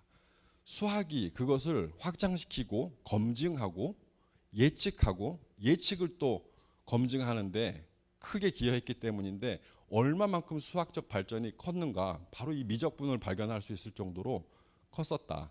그럼 그 미적분을 발견하게 되는데 가장 기본적인 아이디어를 제공했던 것은 여기 바로 무한 분할 가능성이에요. 무한 분할 가능성. 그래서 요 아이디어 라이프니츠가 실제로 했었던 생각이고 생각인데 요 아이디어 한번 말씀드릴게요. 마지막으로 0하고 1 사이에 무한하게 많은 수가 있습니다. 그죠? 0하고 1 사이에 0.11111, 0.99999. 그래서 0.9999999가 계속 진행되면 언젠가 1이 될까요? 0.99999가 계속 커져서 9를 더 붙이면 무한하게. 그럼 언젠가 그게 1이 될까? 안 됩니다. 네. 그러면 우리는 어떻게 해요? 근데 라이프니츠가 그렇게 무한하게 커지는 가장 큰 수라는 세상이 존재하지 않는다. 그 얘기와 같은 얘기죠. 그렇지만 이렇게 얘기합니다. 우리가 과학적 탐구를 위해서 혹은 자연을 탐구하기 위해서 0.99999가 무한하게 커졌을 때 어느 정도 커졌을 때 적어도 뭐 10,000개, 뭐 50,000개, 10만 개의 9를 더 붙여서 커진 그 상태의 수를 1이라고 1과 같다고 봐도 무방하다. 왜 무방할까요? 알고 계신 것 같은데. 예. 무방하다. 왜 무방하냐면 1이 실제로 아니더라도 발생할 수 있는 오차도 무한하게 줄어들기 때문에. 그 얘기는 그 오차가 0에 수렴할 가능성이 있기 때문에 그게 무한 분할 가능성의 마법과 같은 생각이에요. 그게 미적분을 발견하는데 기본적인 아이디어가 된 거고. 어떻게 해서 수학적으로만 계산 가능한 것이 실제로 벽돌을 쌓기도 전에 맞는지 안 맞는지를 알게 되는가? 이렇게 계산값이 나오면 그거를 실제로 적용해서 맞다고 봐도 무방하다는 거예요. 떨어질 가능성도 무한하게 줄어들기 때문에. 이런 원리가 라이프니츠를 통해서 등장했었고, 근대 자연과학의 연구에 그리고 우주에 대한 연구에서 실제로 뭐 행성 간의 거리, 뭐 썰물과 밀물 이런 것들을 측정하는 것뿐만 아니라 운동 법칙을 만들었다 하더라도 이 법칙이 실제로 적용돼서 수학적 계산이 가능한가 아닌가에 적용하는 그런 문제에서도 모두 다 수학은 검증을 하고 확실한 지식을 축적할 수 있는데 역할을 했기 때문에 근대 과학과 근대 우주에 대한 탐구가 가능했고, 그렇게 될 수 있었던 것은 어떤 면에서 경험주의적 실험과 관찰의 역할뿐만 아니라 그 합리주의자들이 생각했었던 추론과 개념 정의, 증명의 방식을 이용해서 탐구를 했기 때문이다. 자, 이렇게 말씀드릴 수 있을 것 같습니다. 자, 감사합니다. 오늘 준비된 얘기는 여기까지입니다. 오늘 라이프니츠까지 다루면서 이제 데카르트, 스피노자, 라이프니츠까지 이른바 합리주의자들이라고 철학사에서 이야기하는 사람들에 대한 이야기가 마무리되고, 다음 주부터는 이제 홉스 로크 훔에서 경험주의자들로 넘어가게 되는데, 네. 이 라이프니츠는 저한테는 굉장히 기억에 좋지 않은 사람입니다. 아픔이 있습니다. 뭔가 하면 좀 오래전에 수학사 책을 보다가 다들 아시는 바와 같이 철학사나 수학사나 과학사를 보시면 대부분 고대부터 근대 초기까지는 나오는 사람들이 비슷합니다.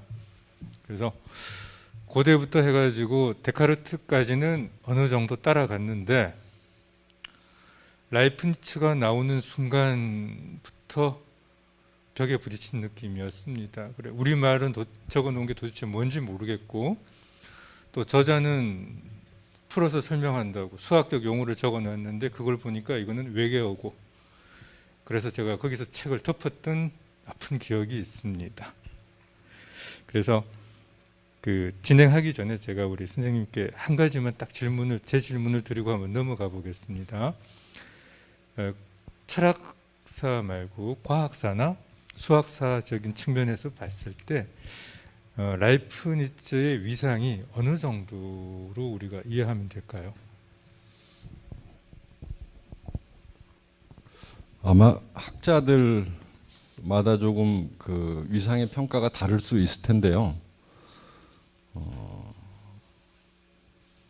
라이프니츠의 업적이 아까 말씀드렸듯이 아직 편집이 안 돼서 출판이 되지 않았기 때문에, 제가 듣기로 특히 수학과 관련된 업적들은 아직도 그냥 종이에다가 라이프니츠가 직접 펜으로 쓴 원고만 있는 형태고, 그 원고로 된 형태는 현대에 편집이 되어도 그걸 읽고 연구할 수 있을 만한 그 고전어 실력과 근대의 수학적 기호들 이런 것들을 이해할 수 있는 사람이 그리 많지 않아서 나중에는 연구자도 없을 것 같다라는 걱정을 하는 얘기를 들은 적이 있거든요.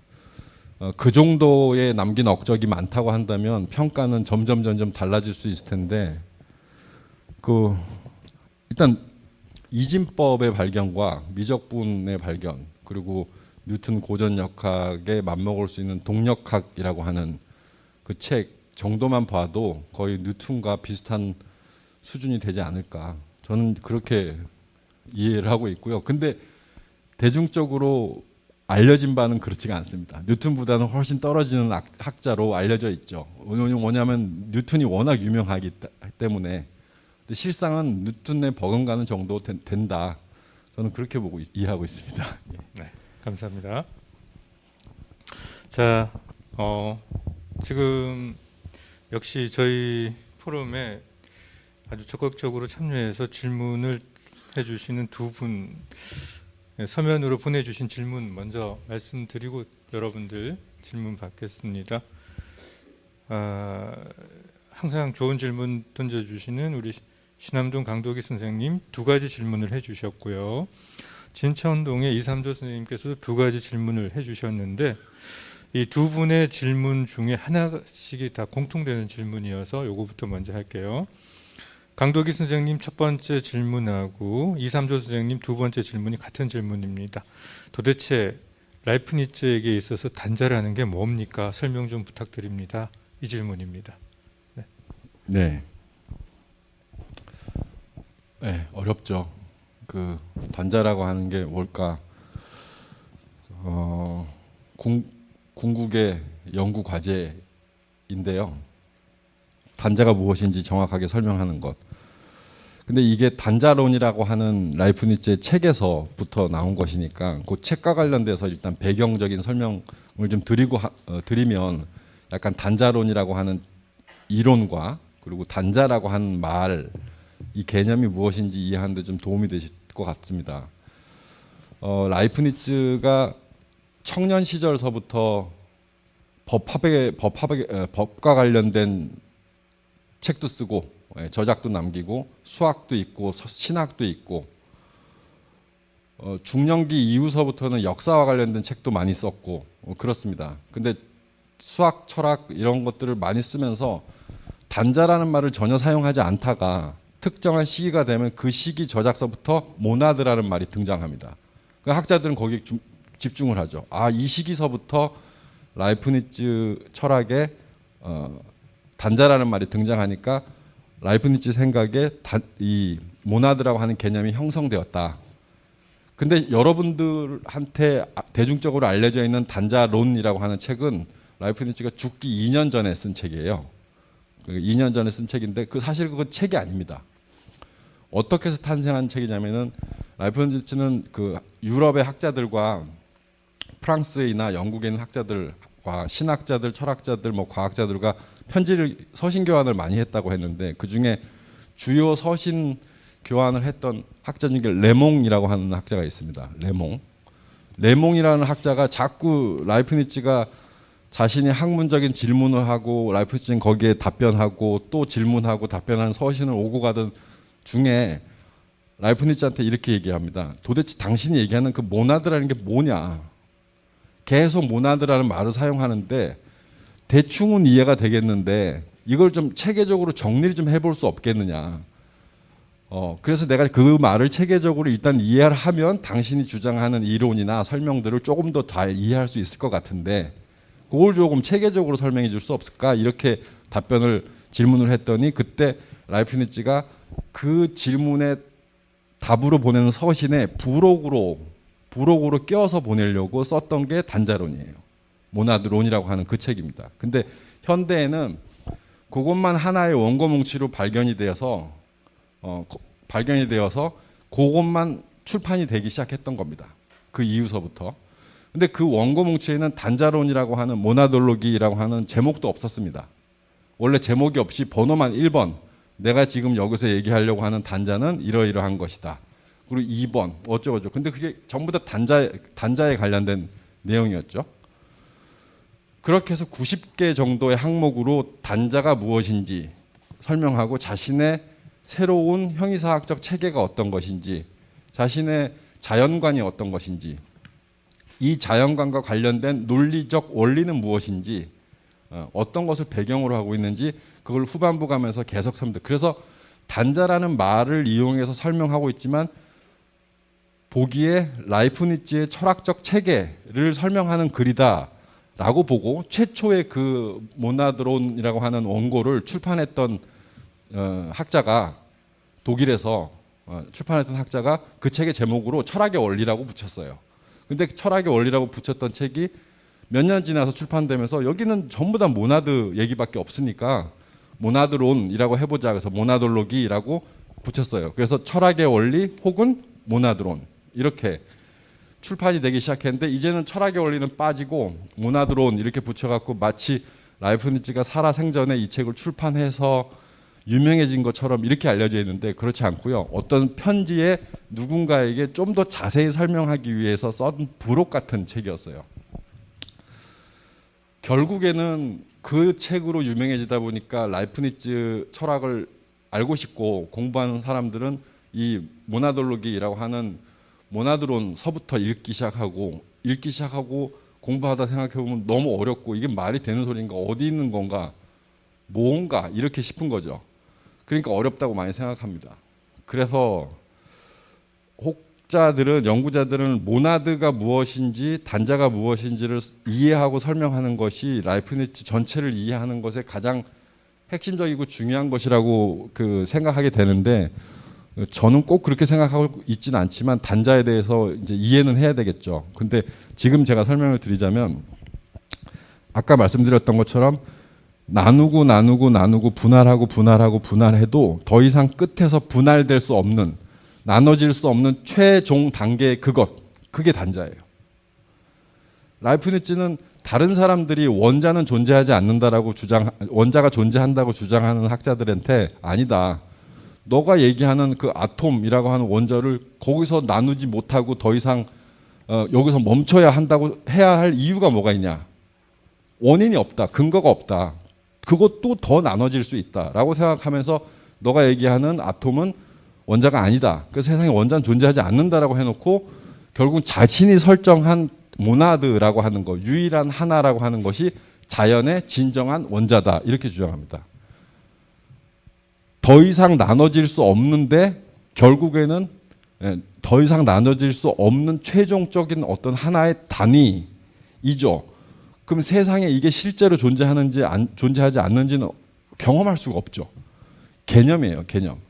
근데 개념이라고 하는 것 안에 온갖 자연을 설명하는 데 필요한 요소들을 다 담아놨습니다.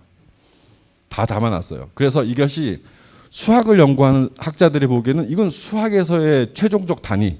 그 수학적 개념으로서 모나드라고 이해합니다. 수학적 모나드 이런 용어를 씁니다. 실제로 학자들은. 근데 거기에 뭐도 담겨 있냐면요. 자연을 구성하는 최종 단위라고 이해하는 것뿐만 아니라 그 자연 안에 있는 것 중에서 가장 본질적이고 핵심적인 게 뭐예요? 생명. 생명의 가장 근원적인 단위도 모나드다. 이렇게 설명을 합니다. 그래서 살아있는 모든 것은 모나드로 구성되어 있다. 이런 주장을 하게 되는 거죠. 살아있는 모든 것은 모나드로 구성되어 있다. 그러면 그 모나드의 성격이 어떤 것들인가 이걸 잘 이해를 해보면 물론 어렵지만요. 이해를 해버리면 요즘에 뭐와 같냐면요. 유전자가 갖고 있는 성질하고 비슷합니다. 라이프니츠가 설명하는 모나드의 생물학적 성질은 현대 의학의 발달 때문에 발견하게 된 유전자, 그 이기적 유전자라고 하는 그 도킨스가 쓴 책 있죠. 거기에 나타나는 유전자를 설명하는 그 설명 언어하고 유사한 점이 굉장히 많습니다. 생명이라는 것이 그런 식의 성질과 성격을 가져야 된다고 생각하니까 그 생명의 근원적인 단위를 모나드라고 지칭하고 설명을 했겠죠. 그러니까 생물학적 기본 단위도 될 수 있고 자연학적 기본 단위도 될 수 있고 수학적 기본 단위도 될 수 있는 게 모나드예요. 그러니까 이렇게 보면은 어떻게 알 수 있냐면 라이프니츠는 전 우주, 전 자연을 설명하기 위한 자신의 우주적 자연적 체계 혹은 형이사학적 체계를 만들면서 그것을 구성하고 있는 가장 기본적인 단위로 그 이름을 모나드라고 단자라고 짓고 단자에 이러이러한 성격을 부여했어요. 이러이러한 성격을 부여한 걸 보면 단자라는 게 어떤 것이라는 걸 알게 되는데 거기에는 또 수학적인 특징도 있고 수학적 모나드도 있고 생물학적 모나드도 있고 기계적 역학적인 모나드도 있고 운동을 한다는 거죠. 여러분들 쉽게 설명해서 이런 거죠. 어디 가다가 그 곤충이나 이런 것들 있으면 살았나 죽었나 그러면 어떻게 확인해 보세요? 움직이나 안 움직이나.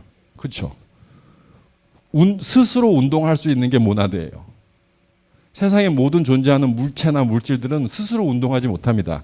근데 모나드는 스스로 운동할 수 있어요. 그렇게 성격 규정을 그렇게 해놨어요. 그래서 모나드는 스스로 운동할 수 있는 것, 즉 살아있는 것, 생명의 가장 근원.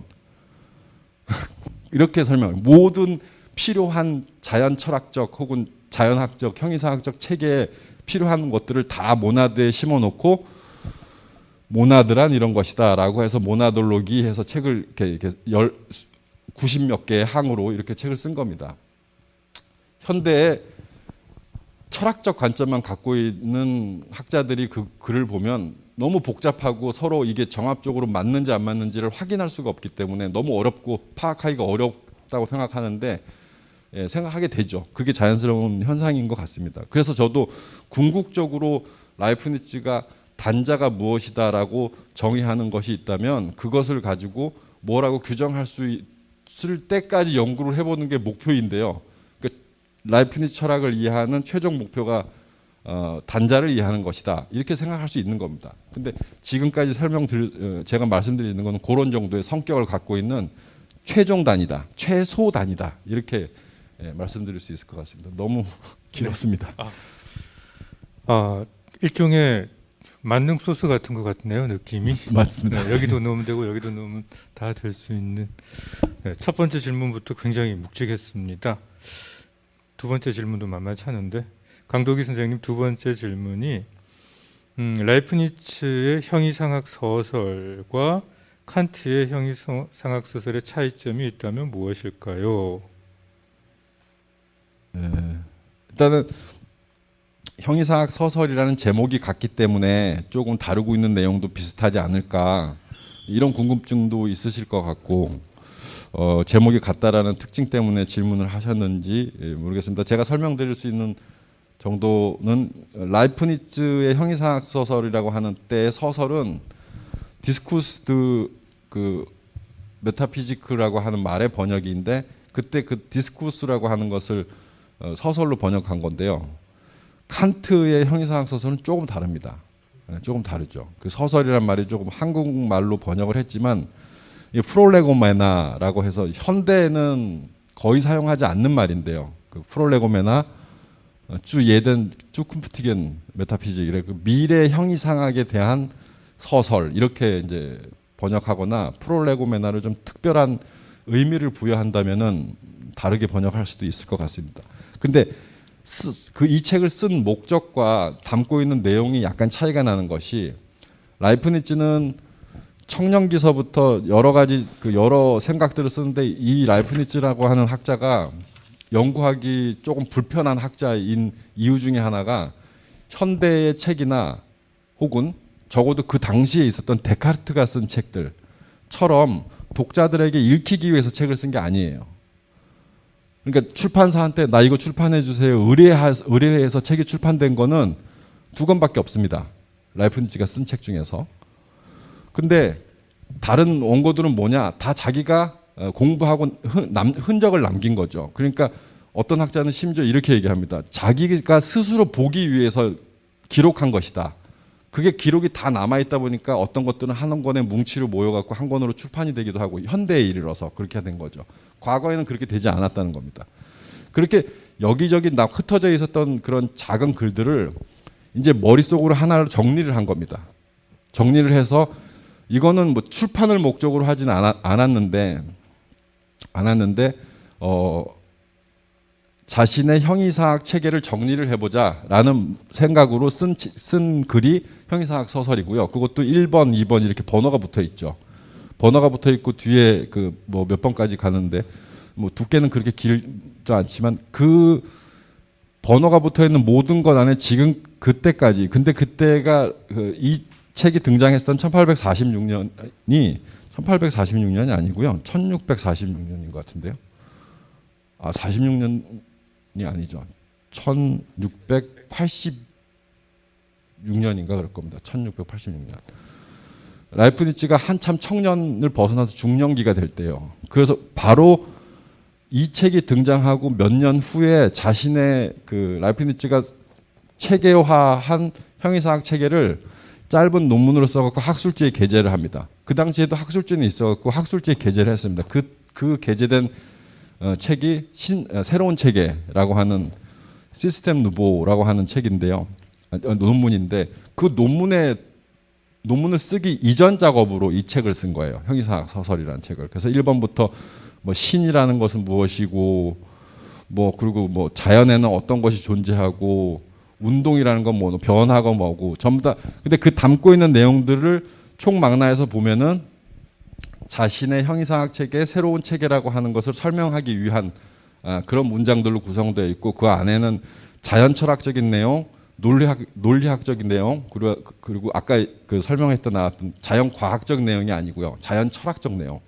그러니까 신 개념이 등장하고 공간이란 무엇이고 시간이란 무엇이고 운동이라는 건 어떻게 가능하고 이런 것들을 설명해 놓는 거 있죠.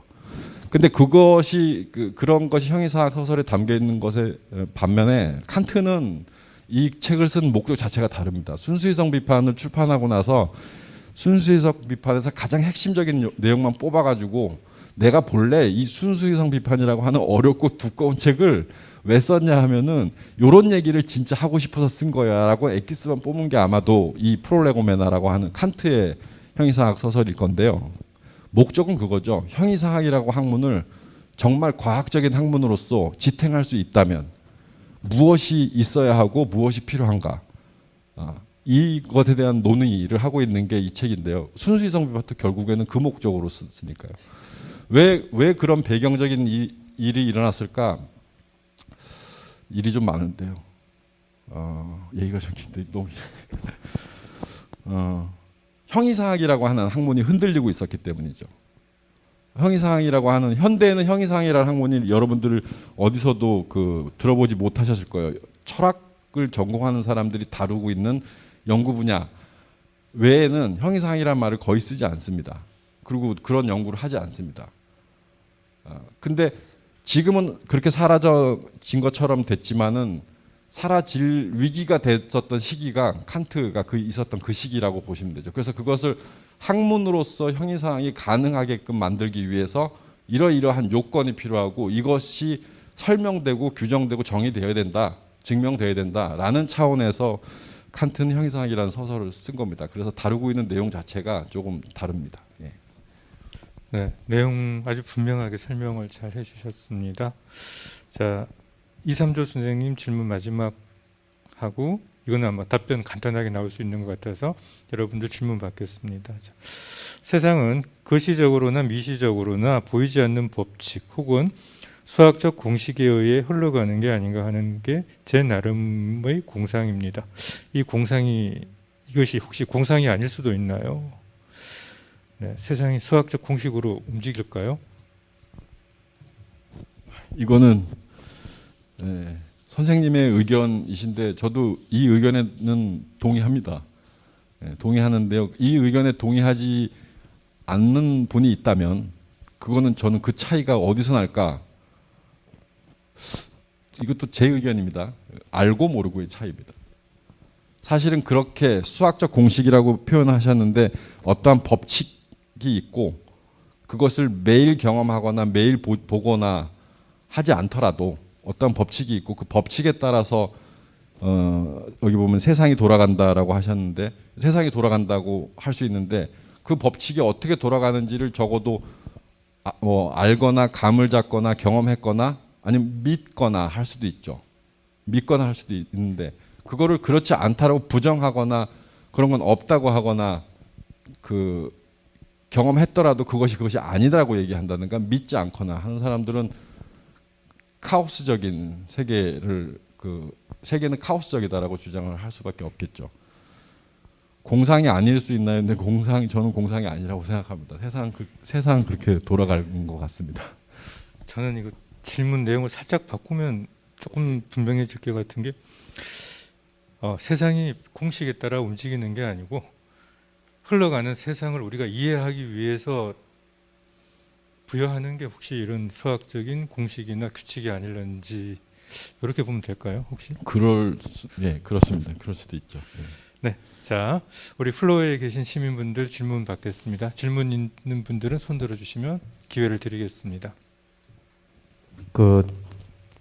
언뜻 들어도 상당히 어려운 내용이었는데 그 주신 원고를 또 잘 읽어보고 오늘 교수님 말씀을 또 들으니까 이해가 되는 것도 있고 안 되는 것도 있지만 그래도 상당히 그 유용한 그런 배움의 시간이었습니다. 두 가지 질문을 드리려고 합니다. 첫 번째는 지난 시간에 저희가 그 스피노자를 배웠는데 그 자세히는 모르겠습니다만은 같은 합리주의자라고 하더라도 그 라이프니츠와 스피노자, 특히 라이프니츠는 스피노자 또 다른 종교 간 신관이라고 합니까? 그런 게 있는 것 같은데 그 점에 대해서 한번 말씀해 주시고요. 두 번째는 그 우리 삶 속에서의 수학에 대해서 한번 여쭤보고 싶습니다. 그 우리 선생님께서는 수학도 공부하시고 철학도 공부하셨는데 저희는 저 개인적인 얘기 잠깐 드리면 저는 전형적인 문과생인데 어쨌든 옛날 학교 다닐 때 미분과 적분을 배웠습니다. 근데 그때는 뭐가 뭔지도 모르고 그냥 뭐 참 문제만 풀었는데 교수님 원고를 이제 주시는 걸 미리 읽어보고 오늘 이제 말씀을 들으면서 아 이것이 그 어떤 불규칙한 운동에서 그 스페이스 공간을 잘게 쪼개게 미분이고 또 그것을 결국에 또 합치고 이게 적분이구나. 참 부끄럽습니다만 이걸 오늘 처음 알았습니다. 이걸. 그래서 제가 질문드리고 싶은 것은 요즘 이래 주변에 뉴스나 이렇게 들어보면은 중장년층에서 고등 수학을 공부하는 그런 모임들이 상당히 많다고 합니다. 유튜브 강의나 이런 것도 듣는 분도 많고요. 근데 우리가 또 잘 알다시피 중학생, 고등학생들은 이제 그 소위 말하는 수포자, 수학을 포기하는 학생들은 점점 늘어나고 젊은이들은 수학을 포기하고 그리고 또 인생에 또 훨씬 지난 또 그 노년의 시간에는 또 죄송합니다. 속된 말로 돈도 안 되는 수학의 맛에 뒤늦게 또 뛰어들어서 그 어려운 고등 수학에 또 심취하는 분은 또 점점 늘어나고 이런 걸 우리가 어떻게 이제 받아들이고 또 해석해야 될지 한번 여쭙고 싶습니다. 네. 첫 번째 질문은 그 라이프니츠 종교관이나 신관만 좀 설명해 주시면 될 것 같습니다. 예. 라이프니츠는 신학적인 글도 많이 썼습니다.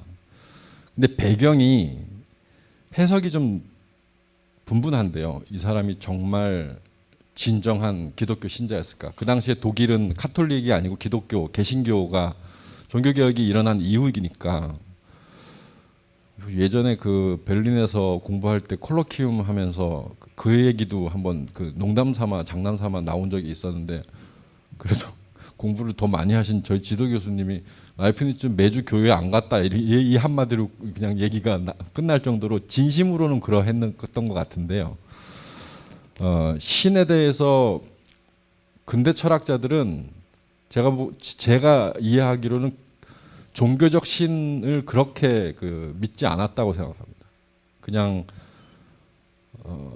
종교의 시대, 중세라고 하는 종교의 시대, 신학의 그 강력한 권력을 무시할 수도 없고 그 안에서 새로운 시대를 열어야 했던 시대였기 때문에 신학자들한테 좀 굽신거리고 그 신학자들의 주장에 대해서 반대되는 주장 잘 안 하려고 하고 그런 정도로 신에 대한 개념을 가지고 있었지 정말 그 종교적 의미에서 그 기독교를 정당화하거나 하는 정도의 신학 이론을 제시하려고 하지는 않았던 것 같고요. 근데 그것과 달리 조금 특이한 활동은 라이프니츠는 그 30년 전쟁이 끝난 이후에 폐허가 된 독일에서 태어났기 때문에 종교 전쟁으로 인한 그 도시의 피해, 전쟁의 피해를 너무 심각하게 생각해서 종교가 분리되어서 카톨릭과 개신교로 분리되어서 서로 싸우고 있는 것을 조금 합치려고 하는 그런 방향으로 연구를 많이 해서요. 이런 것들이 있습니다.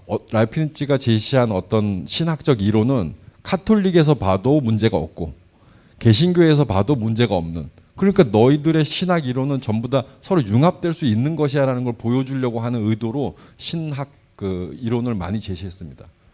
그런 정도의 역할을 한 것 같습니다. 예. 네, 두 번째 질문은 제가 살짝 바꿔보겠습니다. 이거 도대체 우리 같은 일반인들한테 수학이라는 건 어떤 의미가 있을까요? 수학이라는 게 도대체 괜찮겠습니까 질문? 근데 질문하신 선생님께서 요즘 그 뭐 40, 50대 분들이 수학 공부 많이 하신다고 저도 할 수 있으면 하고 싶습니다. 사실은 저도 수학을 잘 알아서 여기서 지금 수학이 어떻다 말씀드린 게 아니고요. 저도 좀 비슷한 생각을 했습니다. 어떤 거냐면 저는 뭐 고등학교 때, 중학교 때 수포자 정도는 아니었지만 수학을 그리 좋아하지 않았는데요. 오히려 그 언어 쪽에 조금 더 나은 결과가 나타나서 그쪽을 좀 집중하다 보니까 그랬던 것 같습니다. 근데 이후에 공부하면서 내가 정말 좋은 수학 선생님을 만났으면 내가 수학 잘했을 것 같다라는 생각은 했습니다. 왜냐하면은 철학을 공부하지만 근대 철학을 공부하다 보면은 수학에 대한 얘기가 텍스트에 안 나올 수가 없는데요. 그때 어렵게 힘들게 읽고 해석해서 이해한 내용을 보면 수학이라는 게 굉장히 유용하고 재밌고 그리고 이렇게 흥미로운 학문이 있나 이렇게 이해할 수 있을 정도로 그랬거든요.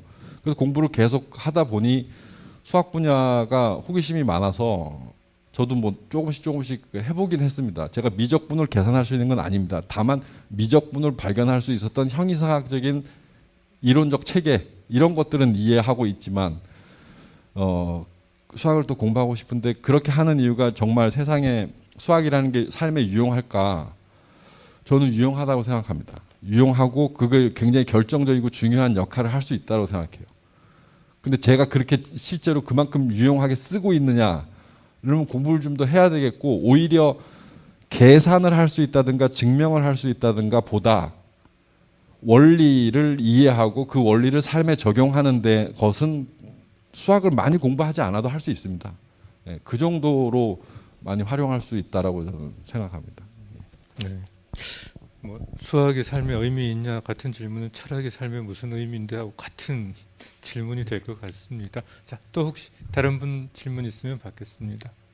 라이프니츠의 수학이 없으면은 교수님 강의 중에도 자연히 설명된 방법이 없다할 정도로 심취를 했는데 그 수학이 라이프니츠의 신학에 미친 영향이 틀림없이 있을 것 같은데 그 질문 하나 하고 그 다음에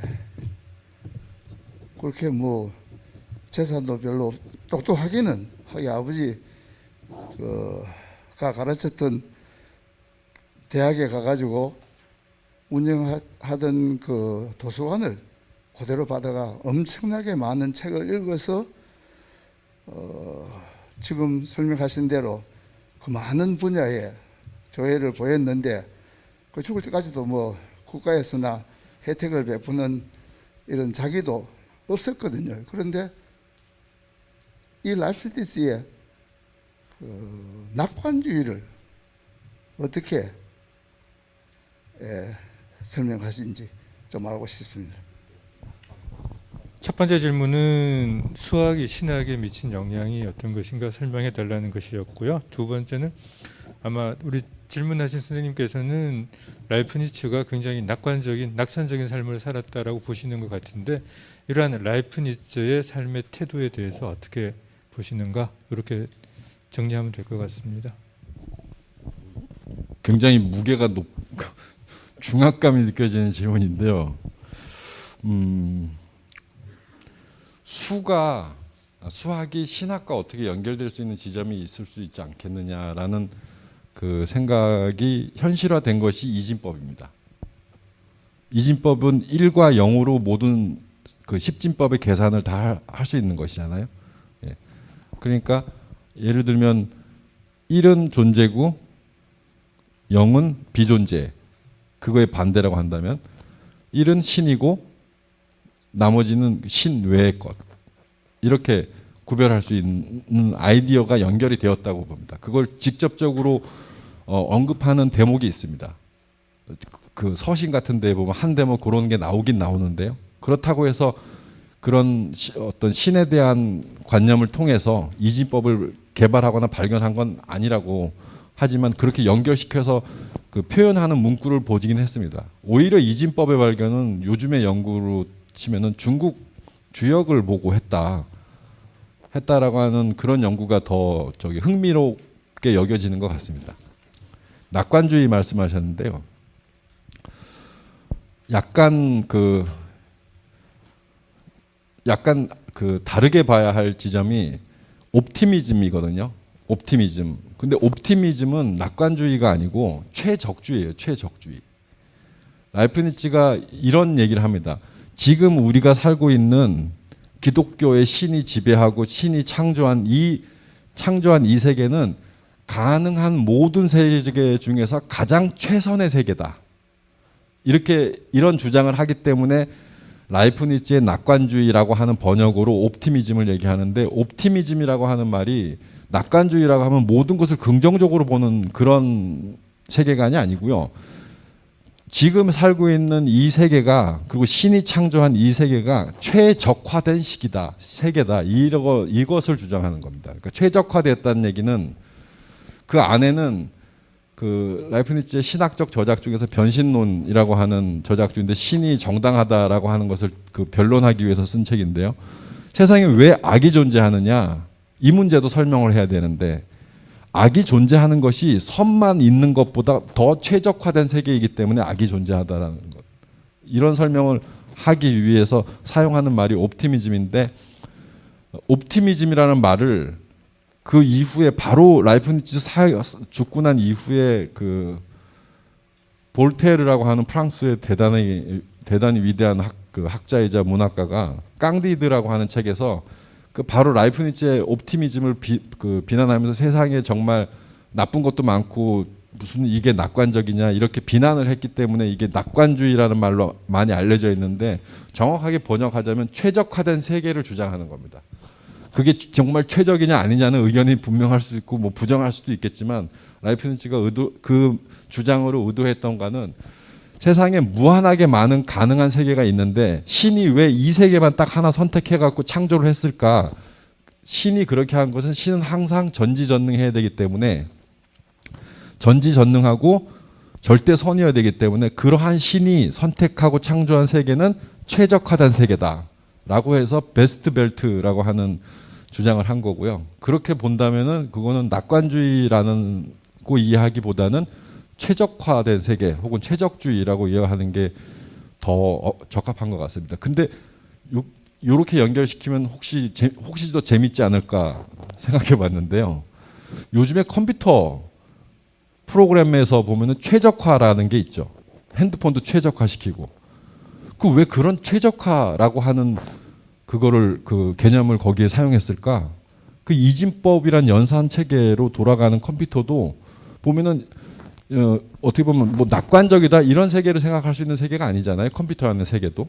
그러니까 최적화가 필요한 겁니다. 거기엔 나쁜 것도 있어야 되고 좋은 것도 있어야 되고. 근데 어느 한쪽이 뭐 많다든가 어느 한쪽이 적다든가, 예를 들어서 뭐 하드 디스크와 뭐 램과의 최적화 상태, 이런 것들을 고려한다면 최적화라는 개념을 조금 더 현실에서 많이 경험할 수 있을 것 같은데요. 특이한 점이 또 그런 것도 있습니다. 컴퓨터 가끔 가다가 오류 나거나 실행하거나 하면 예, 아니요 말고 두 개밖에 없죠. 중간이 없잖아요. 예, 아니요. 그럼 뭐가 나타났습니다. 예 혹은 엔터를 누르거나 삭제하거나, 그러니까 오케이 하거나 삭제하거나 두 가지 기능밖에 없죠. 둘 중에 하나 이진법이 0 아니면 1, 0 아니면 1. 이렇게 해서 다 계산되는 세계라는 거죠. 그래서 그것도 좀 연결된다는 생각을 해봤습니다. 예. 네, 이걸 낙관주의라고 하니까 좀 문과 냄새가 나는데 최적주의라고 하니까 왠지 좀 이과적인 것 같죠? 네. 조화를 이룬다. 악이 승리를 못한다. 이걸 보니까 아하, 이게 제가 질문 드렸던 이게 낙관주의 모든 게 막 걱정하지 마라. 그래서 제가 낙관주의를 썼는데, 교수님 말씀 들으니까 최적화나 결국은 조화를 일으켜 가지고 악이 득실을 못한다. 이렇게 해석해도 무난하겠습니까? 네, 그렇습니다. 최적화라고 라이프니츠가 얘기하는 그 말의 의미에는 그렇게 포함되어 있다고 봐야 됩니다. 왜냐하면 신은 악을 창조하지 않았지만 악을 허용했거든요. 악이 실제로 존재하는 세상을 허용했어요. 그리고 왜 필요하다고 허용한 거죠. 필요하기 때문에 허용한다. 그래서 뭐 그런 비슷한 내용을 이런 예를 들어서 설명하기도 하는데요. 라이프니츠가 매일 그 괴롭히던 친구가 갑자기 잘해주면 그렇게 고맙잖아요. 맨날 나쁜 일만 생기다가 하나 좋은 일 생기면 정말 좋고. 그러니까 악이나 선이라고 하는 것은 굉장히 상대적이고 개념적인 것이지 실제로 있는 것이 아닌데, 사람들이 생각하기에 내가 경험한 이것은 이것은 악이야라고 생각하고 이것은 선이야라고 생각하는 것은 그렇게 상대적인 의미인데, 세상에 존재하는 만들어진 창조된 세상에 있는 것들은 필요한 만큼의 선이 있고 필요한 만큼의 악이 있어서 그것이 가장 조화를 이루어진 상태가 최적화 상태라고 얘기하고, 신이 창조해 놓은 세상은 그런 세계다, 이렇게 얘기하는 겁니다. 라이프니츠. 자, 시간이 거의 다 됐는데 혹시 한 분 정도만 질문하실 분 있으면 더 받아보도록 하겠습니다. 감사합니다. 더 안 계시네요. 네, 그러면 근데 실제 서양에서 이 철학사에서 혹은 수학사에서 이렇게 본다 하더라도 이 서양인들의 기본적인 사회의 구조는 일이거든요. 존재입니다. 피타고라스에서 마찬가지고 플라톤도 마찬가지고 그 이후 서양사 전체에서 항상 존재를 최우선으로 이렇게 사유를 했던 사람이죠. 그래서 피타고라스 학파에서도 그 모나드를 일로 이렇게 봤던 거고요. 그런 면에서는 3이 되는 트리아드는 1과 2가 결합할 때 삼각형 완전이 되는 거죠. 종교에서도 삼위일체가 나오는 이유들도 바로 그 수와 관련되어 있는 부분인데, 아까 주역이라고 이렇게 표현을 하셨습니다만 실제 수학사에서는 제가 지금까지 이 문헌을 통해서 본 걸로는 서기 6세기죠. 6세기인가 7세기쯤에 인도에서 바로 이 0이라고 하는 숫자를 이제 발견했다고 하더라고요. 이게 이제 결국 서양으로 넘어가면서 지금 현재 우리 과학기술 문명을 이렇게 만들어내는 어떤 이제 수학에서는 이진법이라고 그렇게 표현하는데 0과 1 사이. 그 0이라고 하는 존재가, 0이라고 하는 이 비존재가 이 존재를 위해서 얼마나 중요한가 하는 것. 우리가 마치 이 서구에서 헤겔이다 뭐 이런 사람이 변정법을 얘기했다 뭐 이렇게 얘기를 하는데, 거기서도 이제 늘 항상 앞세우는 건 존재거든요. 존재고, 그리고 안티테제로 무를 얘기하고 없음을 얘기하는 존재와 비존재 이 관계 이야기하는데, 이미 이런 사유들은 인도 혹은 뭐 중국이라고 하는 이 아시아 지역에서 그 이전에 이미 사유가 됐던 것들이고 문헌에 있고 서양에 넘어가면서 서양이 그걸 다시 재발견하는 그런 과정을 거쳤고, 그게 이제 근대에 바로 이런 고대의 수학을 넘어서는 이런 수학적 발명들로 이어졌던 게 아닌가, 저는 이제 그렇게 이해를 하고 있었습니다. 선생님께서는 혹시 그 부분과 관련해서 첨언할 수 있는 부분이 있으면 한번 해주시고, 제가 잘못 이해할 수도 있는 거기 때문에, 아까 주역에서 온 것 같다 이런 말씀을 하셔서 제가 한번 물어보는 겁니다. 주역에서 온 것 같다라고 하는 연구는요, 크게 활성화되고 있지는 않는데요. 왜냐하면 그냥 문헌상 태극도설 뭐 이런 거랑 비슷하다라고 보는 것이지, 중국에서 온 주역책을 봤다라고 하는 흔적은 있지만 그걸 토대로 해서 이진법을 만들었다라고 하는 근거가 없어요.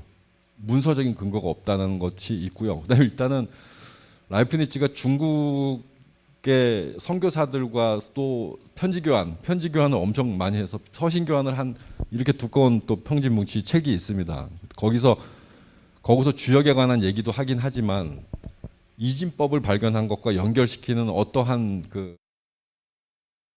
사실 그렇게 신뢰를 받고 있지 못하는데, 학자들은 그게 흥미롭거든요. 왜냐하면 중국 문헌을 많이 공부했다라고 하는 흔적은 있는 것이 신중국학이라고 하는 책도 라이프니츠가 말년에 죽기 전에 썼거든요.